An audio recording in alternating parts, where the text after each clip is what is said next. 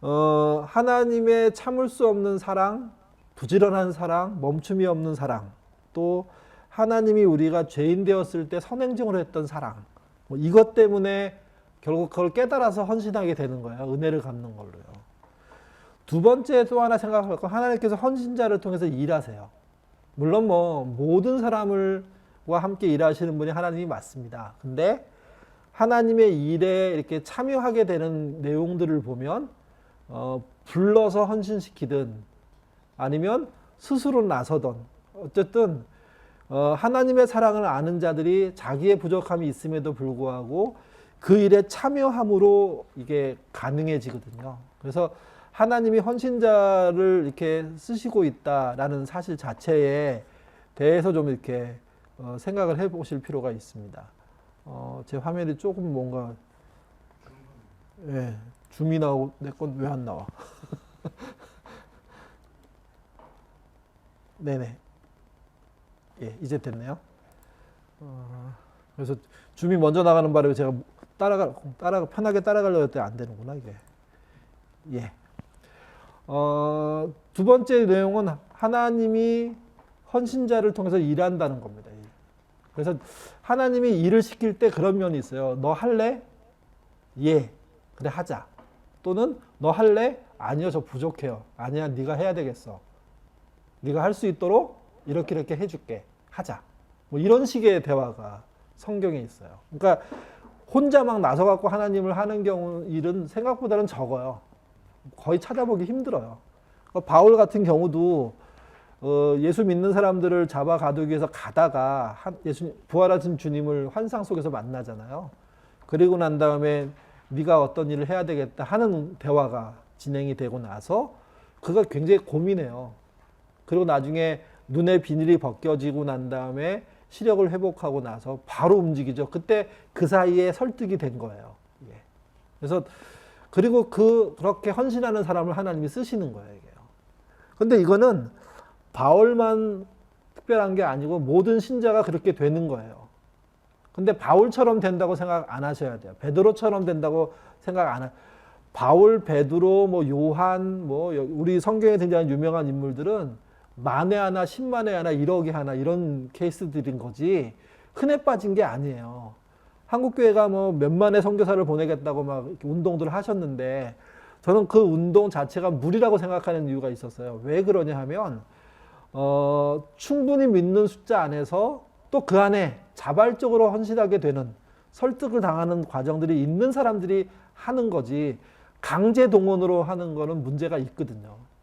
물론 강제 동원, 강제로 설득하는 과정 속에서 이렇게 설득되고 헌신되는 사람이 있습니다. 없는 건 아니에요. 근데 모든 사람이 그렇게 되는 건 아니라는 겁니다. 그래서 어쨌든 하나님이 헌신자를 쓰기 위해서 설득하는 과정들이 있고 이 일들을 이렇게 경험한 사람들이 알게 된 사람들이 헌신하게 되는 거죠. 역대하 16장 9절 같이 읽겠습니다. 여호와의 눈은 온 땅을 두루 감찰하사 전심으로 자기에게 향하는 자를 위하여 능력을 베푸신 모두를 지켜보고 이렇게 부르십니다. 마음의 감동이든 뭐 설교를 통한 도전이든 말씀을 읽다가 주시는 깨달음이든 또는 어떤 사람과 어떤 사건과 어떤 상황 속에서 자기의 역할이 이게 알게 되든 뭐 이런 방식으로 다양하게 되죠. 이게. 그리고 그들이 헌신하는 방식은 이거예요. 요한복음 12장 24절인데 한 알의 미랄이 땅에 떨어져 죽지 아니하면 한 알 그대로 있고 떨어져 죽으면 많은 열매를 맺느니라. 헌신은 그렇게 자기가 죽기로 하는 거예요. 그 분야로. 그러면 거기서 열매가 등장하는 거죠. 이게. 어떤 교회가 기도원을 건축했어요. 그곳에다가 큰 목욕탕이 있는 사우나를 지하에다 넣고 싶었어요. 근데 우리나라 그 건축법상 그 온천이 아닌 한 산 속에다 목욕탕을 지을 수가 없어요. 그러니까 이제 이 교회가 고민한 거예요. 그러면서 그 건축 기사들하고 당회가 협의해서 그 건축을 허가내는 곳에서 때 이거 이렇게 하고 싶다 했더니 거절했어요. 말도 안 되는 소리 하지 말라고. 근데 그 다음에 그들이 두 가지 액션을 취했어요. 하나는 종교 탄압이다. 교회가 뭐 이런 거 하는데 방해하냐. 우리가 영업할 거냐? 아니다. 이렇게 얘기했고, 또 하나는 용도 변경 형식으로 이렇게 그 사우나탕의 이름을 바꾼 거예요. 사우나탕을 침례탕으로 바꿨어요. 침례탕으로. 그래갖고 이제 낸 거예요. 그러니까 침례탕으로만 바꾸면 이제 건축적으로 얘기를 할 수가 있잖아요. 침례탕이 왜 이렇게 크냐, 뭐 작으냐, 뭐 이게. 근데 종교 탄압이라고 얘기하니까 관공서에 있는 사람들이 이게 이제 큰 교회가 짓는 거니까 또 여러 사람 장로님들이 빽이 있었겠죠. 그래서 이제 그거를 이렇게 하다가 결국은 허가를 내줬어요. 근데 더 재밌는 게 하나 있어요, 그 안에. 그 교회가 장로교회예요. 감들이 아무도 안 오시는지 아니면 다 왔는지 모르겠는데.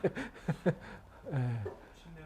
그렇죠. 침례를 안 하는데 침례탕을 만든 거예요. 그리고 거기다가 엄청 넓은 욕조가 있는 사우나를 결국은 만든 거죠. 그리고 사실 침례탕은 엄청 이만한 욕조가 필요하지 않잖아요. 침례탕 보면 그 침례교회는 있어요. 다 강단에. 그래서 뒤에 이렇게 열면 공간이 나오고 거기에 사람 이렇게 서너 명 정도 들어갈 수 있는 깊이가 좀 있는 침례탕이 있고 거기서 하는데 이 교회가 그렇게 한 거예요. 그 일에 교인을 헌신시킨 거예요. 그 일에. 그러니까 여러분 생각해 보세요. 건축법상 큰 문제가 있는 일에 교회가 교인을 헌신시키는 게 잘된 일입니까? 못된 일입니까? 못된 일이에요. 거기에 헌신한 사람들은 제대로 헌신한 걸까요? 아닐까요? 아니에요. 이게 굉장히 중요한 걸 시사하는 거예요. 무슨 얘기냐면 교회가 요구하는 헌신 모두가 옳은 일은 아닐 수도 있다는 거예요. 그리고 헌신자는 그래서 뭘 해야 되냐면 헌신의 내용이 뭔지 확인해 보셔야 돼요. 그저 좋게 포장된 이야기가 아니라 실제가 잘못됐다면 안 되는 거죠, 이게. 만약에 이렇게 헌신되면 하나님이 그들을 통해서 일하실까? 어떻게 생각하세요?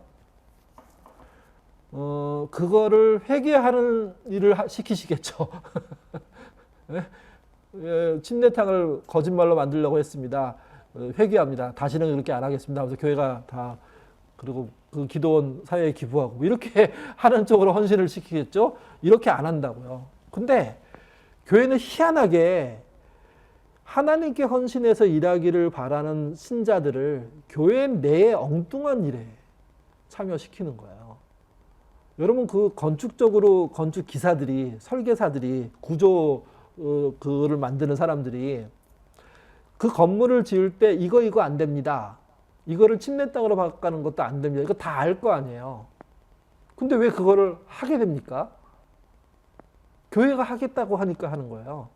교회가 부정한 방법으로 해내겠다고 하니까 건축업자 중에도 기독교인이 있을 건데 그거 받아들이는 거죠.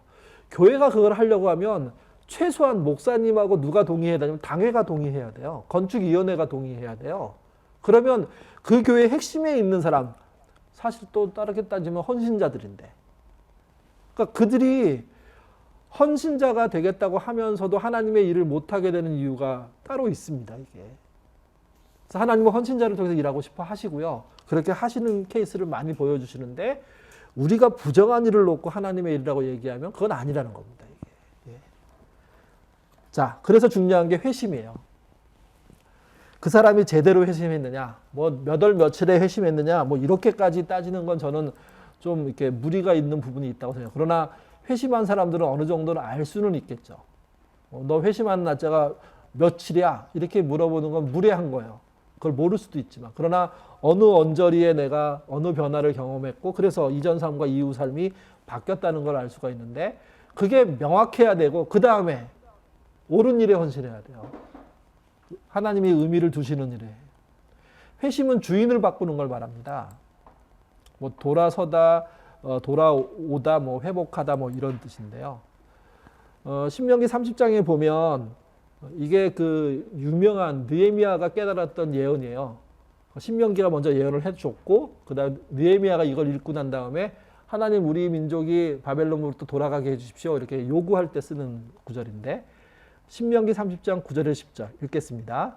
내가 내 하나님 여호와의 말씀을 청종하여 이 율법에 기록된 그의 명령과 규례를 지키고 내 마음을 다하며 뜻을 다하여 여호와 내 하나님께 돌아오면 내 하나님 여호와께서 내 손으로 하는 모든 일과 내 몸의 소생과 내 가축의 새끼와 내 토지 소산을 많게 하시고 내게 복을 주시되 곧 여호와께서 내 조상들을 기뻐하신 것과 같이 너를 다시 기뻐하게 하사 내게 복을 주시리라. 예, 돌아오면 아까 돌아온다는 거는 회개 때도 말씀을 드렸죠. 어떤 거라고 말씀드렸습니까? 잘못된 길로 갔던 데서 내려야 되고 그다음에 건너편에서 원점으로 돌아와야 되고 원점에서 끝나는 게 아니라 원래 목적지로 가야 하는 게 회개라고요. 회심도 똑같습니다. 회심도. 뭐 헬라어는 아까 보셨으니까요. 지금 보고 싶은 거는 짐 윌리스가 한 말을 좀 보고 싶어서 짐 윌리스의 그 회심에 나오는 이야기인데 같이 읽어보겠습니다. 복음 전도자들은 청중에게 가진 것을 모두 버리고 예수를 따르라고 초청했다. 그분의 나라를 받아들이는 것은 외관뿐 아니라 자세에서, 머리뿐 아니라 마음에서, 세계관뿐 아니라 행위에서, 사랑뿐 아니라 활동에서 급진적인 변화가 발생하는 것을 의미했다. 그분에게 회심은 지적인 입장 변화 이상의 것이었다. 회심은 전적으로 새로운 시작이었다. 예, 이게 일어나는 게 중요합니다. 이게. 나머지는 뭐 좀 이제 넘어가죠. 회심을 도표로 설명하면 이렇게 되지 않을까 생각해요. 어디로부터 돌아서는 것 플러스 어디를 향해 가는 신앙. 이게 같이 있어야 돼요. 같이. 그러니까 돌아서서 난 돌아섰어. 그게 끝이 아니에요. 계속해서 전철의 비유를 생각하셔야 돼요. 계속해서. 어디로부터 돌아섰어요. 그거는 회개가 시작된 거예요. 근데 아직 회개가 진행 중에 있어요. 어디로 가야 돼요. 그래서 신앙이 계속 유지되는 거예요. 그게 하나가 되면 회개의 열매가 되고 완성이 되는 거죠. 그게 메타노에오라는 뜻이에요. 이게. 자, 몇 가지 정리하죠. 회심은 죄에서 나와 구원으로 옮겨간다. 이렇게 표현할 수 있는데 첫 번째, 우상에서 나와서 하나님과의 동행으로 옮겨가는 걸 말합니다. 우상 숭배에서.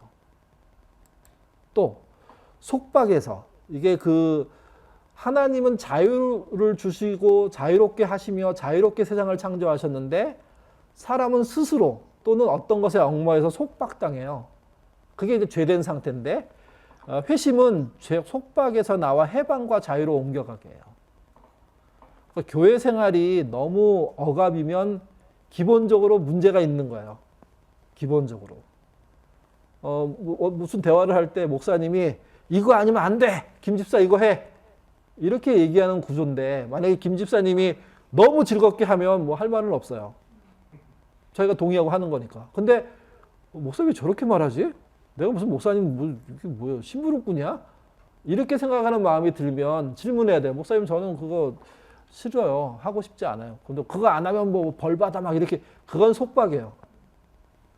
헌신, 회심됐다는 이야기는 목사가 회심되고 성도가 회심되면 목사는 자기가 회심된 기준으로 자유를 누리는 선택과 하나님께 헌신하는 걸 해야 되는 것이고 똑같이 신자들도 자신에게 자유를 주신 하나님 앞에서 사랑을 느껴서 자발적으로 해야 되는 거예요.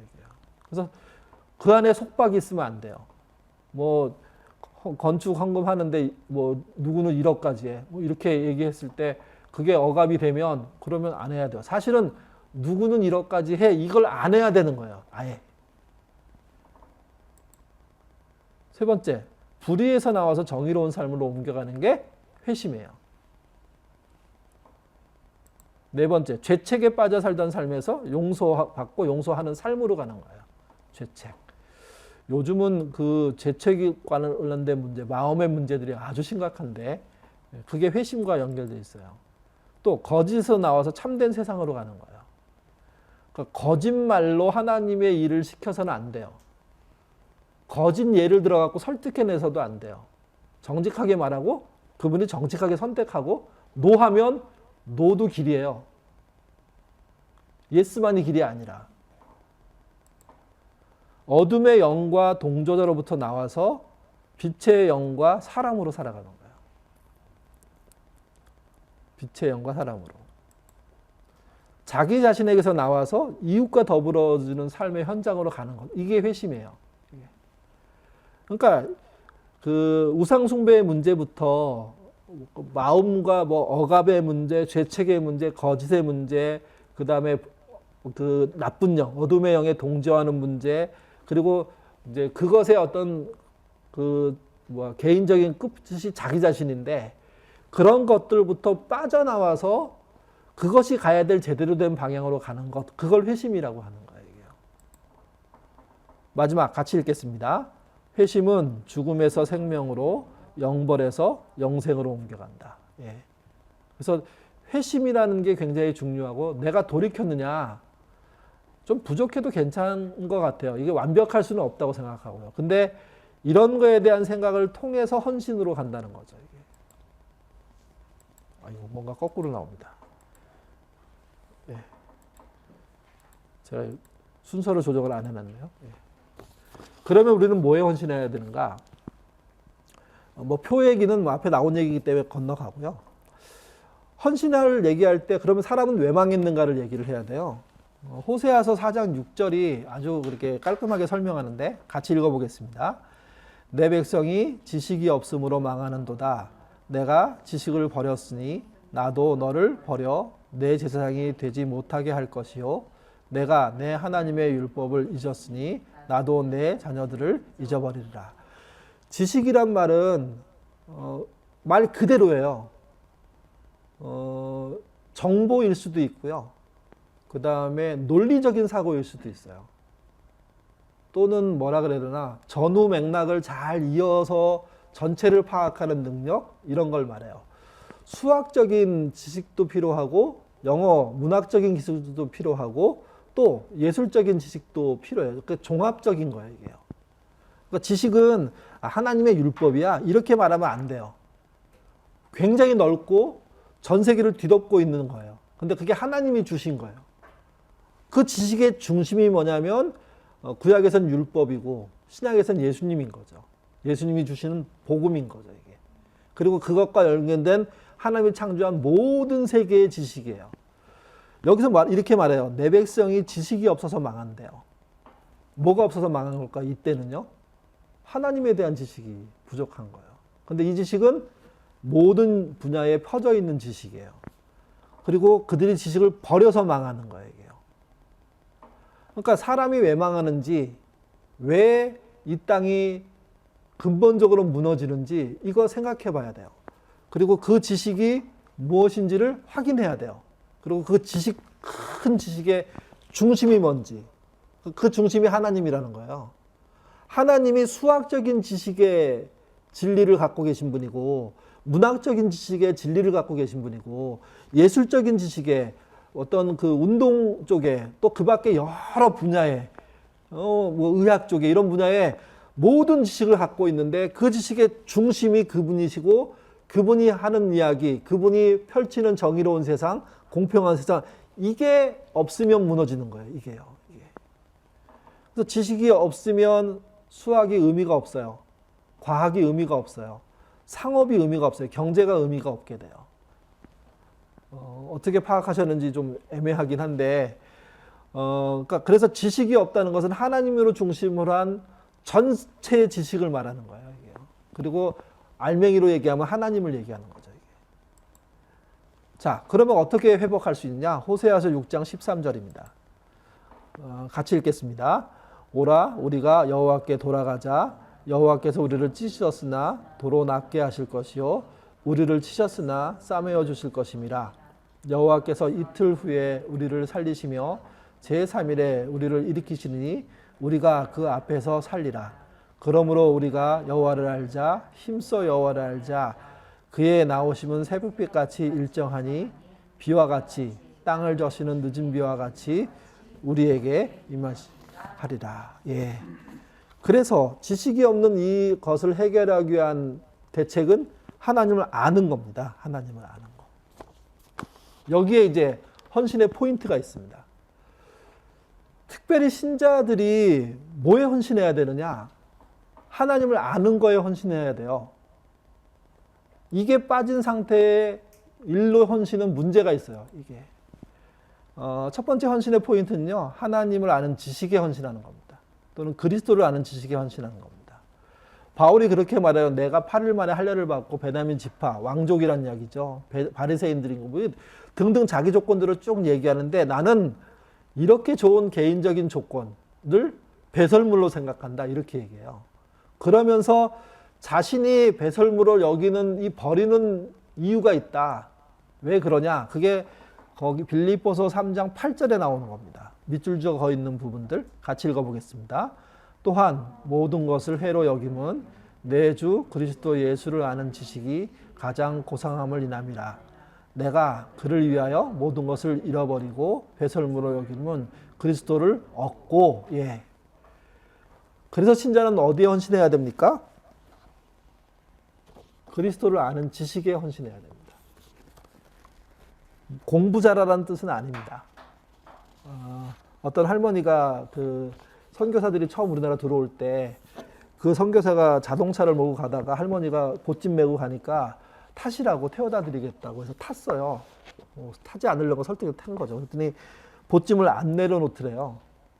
그러니까 선교사가 그거 내려놓으셔도 된다 그랬더니 어떻게 그 몸이 탔는데 짐까지 내려놓냐고, 짐이라도 지고 가야 된다고 이렇게 해서 타고 가신대요. 그런 할머니가 하나님을 이해하는 지식과 우리가 말하는 석박사들이 하나님을 이해하는 지식이 다를 거잖아요. 뭐 규모도 다르고 디테일도 다르고 뭐 다 다를 건데, 놀라운 건 뭐냐면 그런 지식, 짧은 예수님이 나의 구세주죠, 이 정도의 지식밖에 없어도 그 지식이 그 사람을 살려요. 그 할머니를.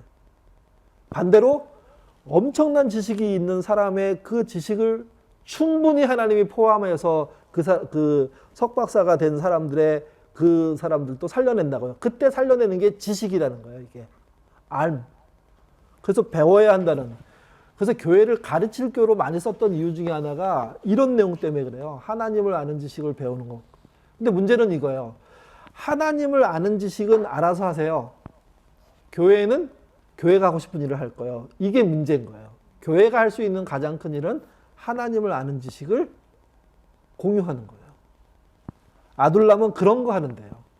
나는 하나님을 A 모양으로 보고 있는데 우리 집사님은 B로 보고 있고 C로 보고 있고 D로. 그래서 넷이 모이면 A, B, C, D 하나님을 볼 수가 있는 거. 그래서 하나님은 그렇구나. 또 이 하나님은 성경을 읽으면서도 배워지지만 성경을 읽지 못하는 사람도 배울 수 있는 거예요. 근데 포인트는 그거예요. 신자가 되는 모든 사람, 회개한 모든 사람, 뉘우치고 회심한 모든 사람들은, 하나님의 사랑을 알고 이제 제대로 믿으려고 살려고 하는 모든 사람들은 그리스도를 아는 지식에 헌신해야 돼요. 이게 가장 기본적이고 가장 중요한 거예요. 그리고 두 번째가 자기 자신을 위한 헌신이에요. 자기를 위한 헌신이 여러분 교재에 없습니다. 달란트에 비해 보면 각각의 그 재능대로 주인이 달란트를 나눠주지 않습니까? 그러니까 헌신은 자신의, 표현이 좀 이렇지만 죄송하지만 자신의 주제를 못 넘어가요. 우리는 거기까지 하는 거예요. 쓰시는 거는 그건 하나님이 알아서 하시는 거예요. 그러니까 나를 넘어서서 쓰게 하는 결과는 그분이 하시는 거예요. 내가 만들어내는 재주가 아니에요, 이게. 그러니까 주님은 우리가 할 수 있는 만큼까지만 요구를 하세요. 우리가 거기까지 충성했는데 사실은 그거 100% 못 하잖아요. 그래서 이렇게 그 교회 일을 할 때 아는 전수사님이 그렇게 말씀하셨는데, 우리가 한 20-30% 하시면 하나님이 80% 하신다고. 그래서 100이 되는 거라고.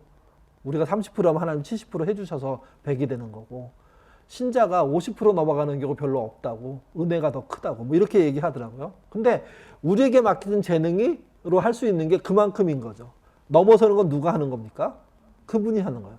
달란트 비유는 뭘 요구하는 거냐면, 내가 너한테 이만큼 맡겼는데 다른 사람들은 그걸 갖고 애썼는데 너는 왜 안 그래? 그걸 얘기하는 거예요. 그걸. 그러니까 헌신이라는 게 자기 자신을 위해서도 대단히 중요한 것이고, 사실은 자기 자신을 넘어가게 되는 과정인 거예요, 이게. 그래서 헌신 자체가 처음에는 하나님을 아는 지식에 헌신하는 것이고요. 두 번째는 그게 자신을 위한 일이라는 걸 알게 되는 거예요. 내가 하나님께 영광을, 그렇지 않아요. 나는 그 일에 부족해요. 근데 하나님이 적은 부분에서 그 일을 맡기시는 거예요. 그리고 나머지 부분을 채워주는 거예요. 그리고 우리는 거기에 우리의 재능을 쓰는 거예요. 그래서 빌립보서 2장 12절에 뭐라고 했냐면 항상 복종하고 두렵고 떨림으로 너희의 구원을 이루라고 얘기했어요. 너희가 만만하게 해낼 일이 아니라는 겁니다. 그분의 은혜가 없으면 안 된다는 거죠. 그래서 자기 자신에게 헌신이 추가된다는 거 잊지 않으셨으면 좋겠습니다. 세 번째, 죄송합니다. 뭐 건너뛰어 버렸는데요. 이게 또 왜 그럴까요?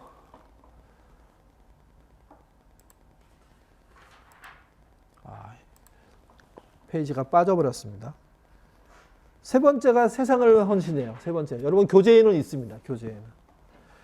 그러니까 하나님을 아는 지식에 헌신하고 자기 자신을 위한 헌신이며 그리고 그것은 세상을 위한 헌신이어야 돼요. 그러니까 나만을 아는 헌신, 나만의 이익을 위한 헌신, 그거 그렇게 되면 안 돼요. 이게.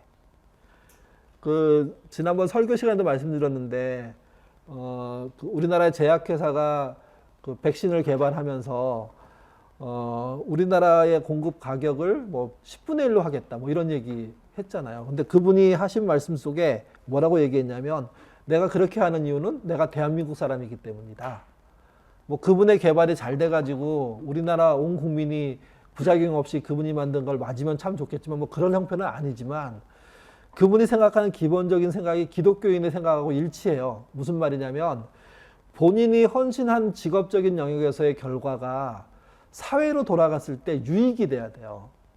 근데 본인의 이익만 챙기기 위한 돈벌이만 돼버리면 그건 헌신이 아니에요. 그건 소명도 아닌 거고요, 이게. 그래서 세 번째 헌신에 대한 이야기를 얘기할 때 어디 헌신해야 되느냐? 세상에 헌신해야 돼요. 여러분의 일과 직업을 통해서. 여러분의 잉여된 것을 통해서. 또는 여러분의 재주를 통해서. 네 번째, 무엇에 헌신해야 되는가 할 때 헌신은요. 전부 미완이에요. 완벽하게 이루어지지 않아요. 그리고 뒤에 누군가 바톤을 이어가게 돼 있어요. 항상. 그래서 내가 내 일을 완벽하게 끝나고 간다. 이거 잘못된 거야. 여기도 좀 잘못되어 있습니다. 빌립보서가 맞습니다. 요한복음 3장 16절 이거 지워야 되는데 못 지웠네요. 그래서 그 표현 중에 빌립보서 3장의 표현 중에 그 12절 끝에 부분에 그것을 잡으려고 달려가노라. 이게 굉장히 중요해요. 그러니까 내가 종결낼 수 있다고 생각 안 하셔야 돼요. 나는 하나님의 큰 일에 어떤 부분에 쓰이는 거예요. 그리고 거기서 그 부분을 감당했으면 된 거예요. 심지어 어떤 경우도 있냐면요. 시작 전에 예비 준비하는 단계에 쓰일 수도 있어요. 이게. 우리가 종교개혁을 얘기할 때 종교개혁이 너무 중요하잖아요. 근데 여러분, 종교개혁은 종교개혁 이전에 종교개혁을 도전했던 사람들에 의해서 시작된 거지. 그렇지 않고 그게 없이 갑자기 툭 나온 게 아니에요. 그러니까 루터나 칼빈을 우리 기억하지만 사실은 루터 칼빈 이전에 목숨 걸고 죽은 사람들이 있는 거예요. 지켜낸 사람들이 있는 거예요. 치열하게 싸운 사람들이 있고요. 다른 분야에서 뭐 번역을 하는 자리에서 아니면 뭐 인쇄술에서 이렇게 신앙 안에서 발전시킨 사람들이 있어서 그게 누적되고 누적되면서 누가 등장하냐면 우리가 알고 있는 유명한 사람이 등장하는 거예요. 그게 루터이고 칼빈이고 찌빙글리가 되는 거죠, 이게. 그래서 우리의 헌신이 미완으로 끝날 수 있다는 걸 잊지 않으셔야 돼요. 그리고 그렇게 끝날 때 기꺼이 끝내셔야 돼요. 여기까지구나 하고. 다섯 번째. 그래서 헌신은 단순해야 돼요. 단순. 이렇게 설명하면 되는지 모르겠는데요. 마태복음 4장에 보면 베드로와 시몬을 어부로서 지내고 있을 때 예수님이 찾아와서 나 따라와라. 그때 그물을 버려두고 예수를 따라요. 똑같은 패턴이 마태복음 9장에도 나오는데 마태한테 하는 거, 세리 마태한테 나를 따르라. 그랬더니 일어나 따라요. 마태복음 14장에서는 베드로가 이게 무리를 건넌 사건을 얘기할 때 등장하는데 물 위로 올라가게 하십시오. 이렇게 얘기해요. 사실은 배에서 내려오는 거죠. 그랬더니 예수님이 내려와라. 그랬더니 그냥 들어가요. 이게. 여기서 보여주는 그 헌신의 특징이 뭐냐면 헌신은 단순할수록 좋다는 거예요.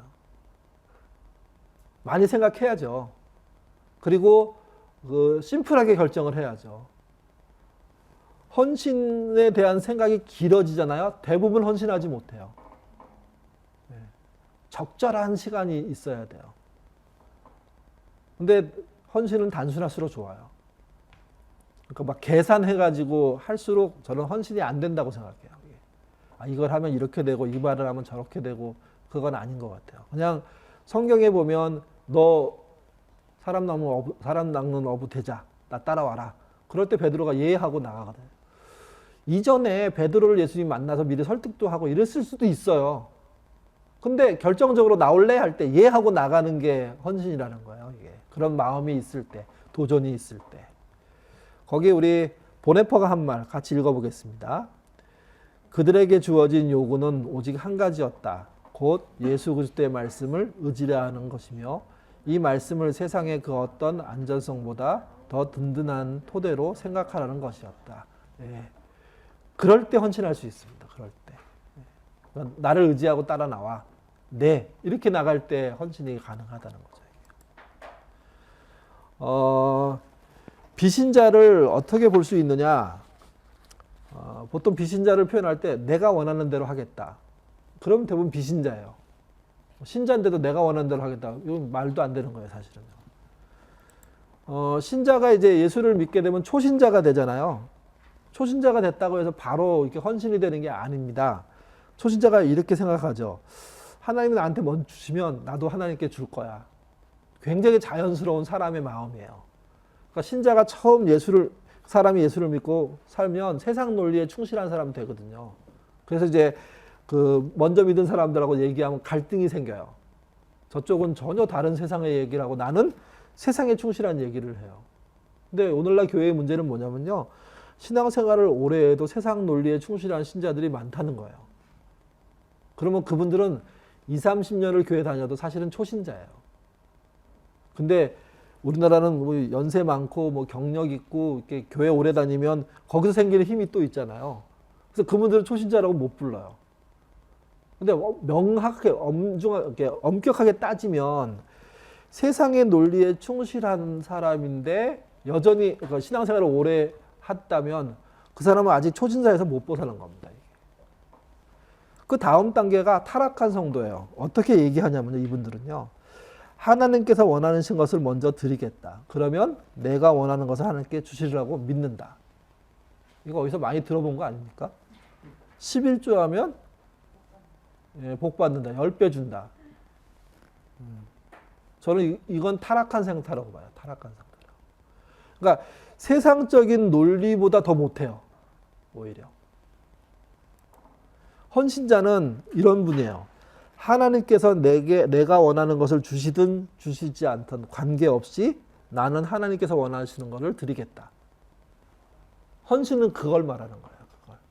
이거 하면 이거 해줄게. 그게 아니에요. 내가 그분이 너무 좋아서 저 그거 할 거예요. 그거 하고 싶어요. 그거라도 할래요. 이렇게 덤벼드는 걸 얘기하는 거예요. 헌신은요. 왜 어려운가 헌신하기? 누가복음 이제 6번입니다. 왜 6번인가요? 왜 헌신하기 어려운가 찾으셨나요? 예. 누가복음 9장이고 설명하기 위한 본문인데 이 본문에는 3명의 사람이 등장해요. 화면에 보시면 길 가실 때 호기할 때 첫 번째 사람이 등장해요. 그 사람이 물어요. 저는 어디든지 주님이 가시는 길을 따라가겠습니다. 예. 어디로 가시든 저는 쫓으리이다. 이렇게 해요. 그랬더니 예수님이 말씀하세요. 예수께서 가라사대 여우도 굴이 있고 공중에 새도 집이 있으되 인자는 머리 둘 곳이 없다. 여러분 잘 생각해 보세요. 이거는 그 문맥을 그대로 이해하셔야 돼요. 한 사람이 예수님이 지나가시는데 접속 달려들어가지고 붙잡고 하는 말이 저는 어디든지 주님 따라가겠습니다. 그랬더니 주님이 그 사람한테 이렇게 얘기하는 거예요. 나는 굴도 여우도 굴이 있고 공중에 새도 집이 있는데 인자 예수님은 당신은 뭐가 없다고요? 집이 없대요. 머리 둘 곳이 없다고 표현했어요. 왜 그렇게 대답을 했을까요? 아니 헌신하겠습니다. 그러면 고마워 이렇게 해야 되는 거 아니에요? 그래 나 정말 기다렸어. 근데 여기 호기라는 표현된, 뭐 다른 성경에 보면 서기관이라고 나와요. 율법학자로 나오는데, 그분이 어딘지 쫓아가면서 당신의 제자가 되겠습니다. 지금 그렇게 얘기했더니 하는 말이, 나는 집도 절도 없어. 나 따라오면 요즘 말로 하면 개고생할 거야. 그렇게 얘기했어요. 그러면 예수님이 바라본 그 서기관은 무슨 생각을 가지고 예수님을 붙잡은 걸까요? 어떻게 봐야 될까요? 그러니까 이 사람은 예수님을 따라가는 게 그냥 요즘 말로 하면 성공하는 길이라고 생각할 가능성이 높아요. 그랬더니 예수님 뭐라고 하냐면, 나는 집도 없는 사람이야. 여우도 있고 새도 다 집이 다 있는데 나는 집이 없어. 머리 둘 곳이 없어서 그렇게 살 거야. 그렇게 해서 너도 그렇게 살 수밖에 없는 거야. 그러면 여기서 문제가 발생하죠. 헌신자는 스스로 뛰어들어서 하겠다고 덤벼들었는데, 주님은 네 생각이 틀린 거야. 네 동기가 불순해. 그렇게 얘기하는 거야. 네 동기가 불순해. 서기관을 동기불순으로 땅 자르셨어요. 다시 59절에 보시면 또 다른 사람에게, 다른 성경은 이거를 제자라고 얘기해요. 제자. 12제자인지 아니면 12제자보다 제자가 더 많잖아요. 다른 제자인지는 모르겠습니다. 또 다른 사람에게 나를 쫓으라 하시니, 이번에는 쫓으라고 하세요. 너 나 따라와. 너 나한테 헌신해. 이렇게 한 거예요. 그랬더니 그 따라오라고 지목당한 사람이 가로되, 나로 먼저 가서 내 부친을 장사하게 허락하옵소서. 그랬더니 예수님이 말씀하십니다. 60절 같이 읽겠습니다. 가라사대 죽은 자들로 자기의 죽은 자들을 장사하게 하고 너는 가서 하나님의 나라를 전파하라 하시고. 예. 유대인으로 살 때 굉장히 중요한 의문 중에 하나가 부모의 장례를 본인이 치르는 거예요. 부모님이 떠나가셨을 때 자식이 그 일을 하는 건데, 여기 틀린 말이 없어요. 내가 내 부모가 돌아가시고 난 다음에 장사하는 거 허락해달라고. 근데 문제는 이거예요. 그때 예수님의 답변이 아주 특이한 거야. 죽은 사람들끼리 장례 지내도록 해라. 그리고 넌 난 따라와라. 이렇게 얘기하셨어요.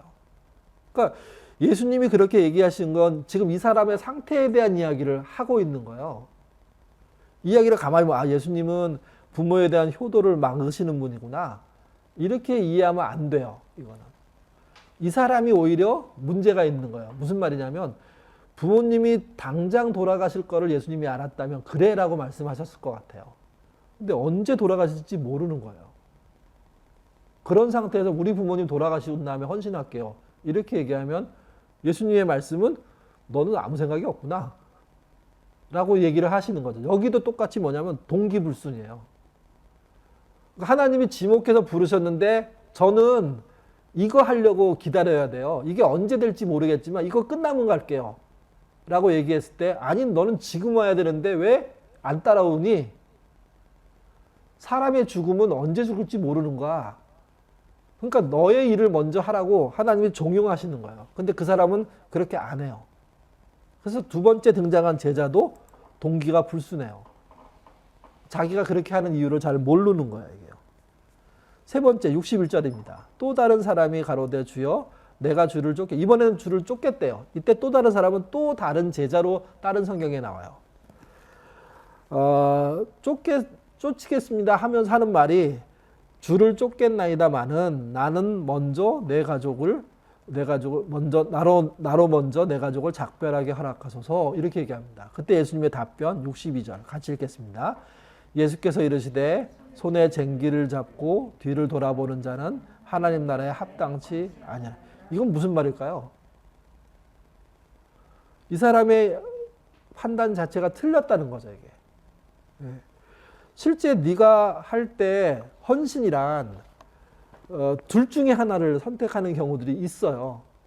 그리고 그런 자리에 들어갈 때 필요해서 이렇게 본인이 나서는 거거든요. 이 경우에는 본인이 나선 거니까. 그럴 때 그 얘기 자체가, 근데 나로 가족과 작별하라고 했고, 그 얘기를 들은 예수님은 너는 노동을 하겠다고, 농사를 짓겠다고 얘기하면서 뒤를 돌아보는 거하고 똑같다. 그러니 농사에 집중할 수 없지 않느냐. 두 마음을 가졌으니 틀렸다고 얘기하는 거예요.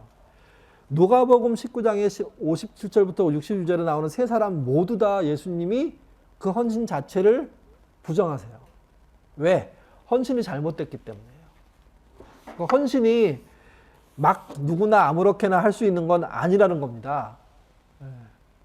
제대로 그분의 사랑을 깨닫고 난 다음에 예, 그분이 하시는 일이 맞습니다는 동의가 일어나지 않는 한 본인이 하겠다고 나서든 주님이 부르시든 할 수 있는 게 아니에요. 또 주님은 그렇게 준비 안 된 자를 이렇게 막으세요, 전부 다. 그래서 헌신은 나만 기꺼이 하겠다는 마음이 있어서 되는 게 아닙니다. 그분이 받아주시겠다고 하는 마음이 드러나야 되는 거죠, 이게. 자, 그 다음에 헌신의 결과. 헌신하면 어떻게 되느냐 하는 건데요. 그 헌신의 내용을 우리는 너무 거창한 문제로 봐요. 근데 하나님의 아는 지식에 헌신한 사람들이 자신의 재능을 가지고 하나님의 일에 참여하게 됐을 때 모두가 맞닥뜨리는 헌신의 결과가 있는데 그게 마태복음 25장에 나오는 양과 염소의 비유예요. 이게. 헌신의 결과가 뭐냐? 뭐 거창한 일을 했냐라는 얘기가 아니라는 거예요. 그 일이 거창해 보여도. 마태복음 25장 31절에서 46절인데 제가 이렇게 중간중간 좀 끊어놨습니다. 처음에 인자가 자기 영광으로 모든 천사와 함께 올 때, 이게 심판할 때라는 거죠. 모든 민족을 그 앞에 모으고 각각 분별하기를 목자가 양과 염소를 분별하는 것 같이 하여. 양, 염소를 사실은 우리나라 사람들이 가면 구분 잘 못한대요. 근데 양을 치는 자들은 잘 구별한다고 얘기하더라고요.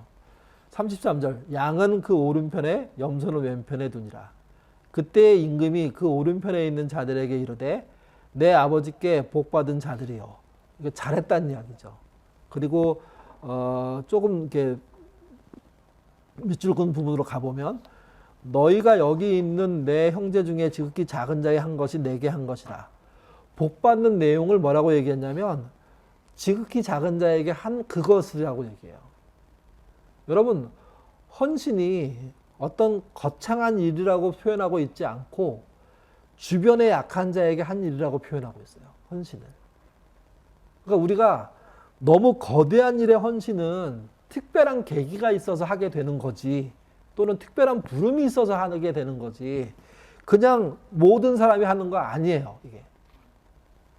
실제 헌신은 하나님을 아는 지식에 헌신하고 난 다음에 자기의 재능으로 뭘 하는 거냐면 내 주변의 지극히 작은 자를 섬기는 것으로 하는 거예요. 그러면 돼요. 그러면. 여러분, 내 자식을 키울 때, 내 자식이 어릴 때 그 아이가 지극히 작은 자잖아요. 그 아이가 이 땅에 잘 설 수 있도록 세워지는 게 그게 헌신의 내용이에요. 내가 누군가를 돕게 됐을 때 가난한 사람이 있다면 그들에게 줄 수 있는 방법들을 선택해서 그리고 그들에게 힘을 주고 기회를 주고 그래서 문을 열어주는 역할, 이게 지극히 작은 자에게 하는 거거든요. 그게 헌신이에요. 그게. 어떤 분이 뭐 만약에 뭐 너 선교사로 나가야 되는데 만약에 그렇게 얘기하신다면 그거는 흔한 얘기가 아니라는 거예요. 99%의 사람들은요, 주변의 사람들과 함께 어우러져 사는 데서 헌신해야 되는 거고 가족에서 헌신하게 되는 거예요. 그리고 자기의 비중을, 자기의 관심의 포인트를 지극히 작은 자에게 두는 거예요. 뭐 그렇다고 해서 그러면 뭐 좀 건강한 사람은 무시하냐? 아니요. 그렇지 않는 거죠. 그래서 헌신의 결과가 사실은 이 얘기의 끝은 영생이고 영벌이거든요. 근데 영생과 영벌로 가는 것이 믿음에 의해서 간다고 우리는 분명히 배웠고 알고 있지만 결과의 심판의 내용이 가면 누구에게 뭘 했느냐가 중요한 거예요.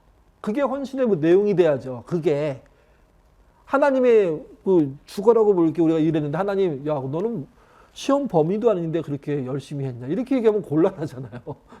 네? 그거랑 똑같아요.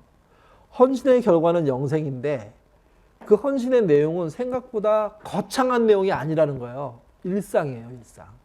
일상에서 하나님이 비중을 두고 배려했던 분들을 배려할 줄 아는 사람이 되는 거. 이게 필요해요. 여러분이 뭔가를 이루신다면 그 이루신 결과로 나온 돈이든 영향력이든 상관없이 그 안에는 이 땅의 연약한 자를 위해서 쓸 수 있는 상당수의 지분이 들어있는 거예요.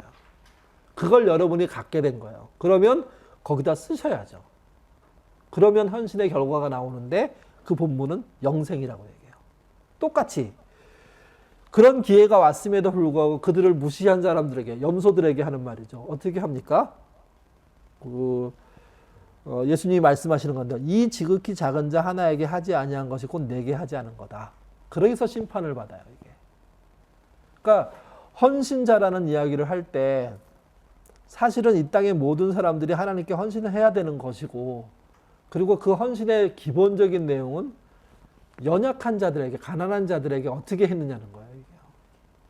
그래서 거창한 어떤 프로젝트에 참여해가지고 대단한 일을 하는 일에 도구가 되는 것도 중요하지만, 가장 가까운 데에서 헌신할 수 있는데 헌신하는 거, 그리고 그 일을 묵묵히 잘 하면서 기회가 왔을 때 그거를 실제 해내는 거, 이게 중요하다는 겁니다. 이게. 자, 어이구, 시간이 저렇게 됐네요. 헌신에 실패하면 어떻게 될까요? 주님은 베드로처럼 기회를 주십니다. 베드로가 헌신 실패의 대표입니다. 그래서 내 양을 사랑하느냐? 제가 사랑합니다. 이만큼 사랑하냐? 아니요, 그건 아니어도 이 정도는 할 수 있습니다. 하는 거예요. 그러면 내 양 먹여라. 하는 것으로 회복하실 거예요. 그러니까 우리가 노력했는데 실패하거나 순간적인 두려움 때문에 도망가거나 이렇게 해도 헌신자에게 실패는 없어요. 왜냐하면 그분이 다시 또 세우는 작업을 하실 거기 때문에. 그래서 누군가의 실패를 보셨을 때 여러분 잊지 마십시오. 그 사람을 미워하거나 책임지어서 쫓아낼 이유가 없습니다. 그 사람이 범죄를 했다고 하더라도 사실은 움켜잡아야 되고 더 다독여야 되고, 그래서 그 사람이 공동체 안에서 회복되는 모습을 봐야 하는 거죠. 왜? 베드로를 그렇게 주님이 하셨으니까. 그래서 헌신하다가 혹시 실패하면 어떡하냐? 진짜 그게 주님을 향한 헌신이면 주님은 회복시키십니다. 충분히 회복될 수 있습니다. 이게. 신명기 4장 31절 같이 읽겠습니다.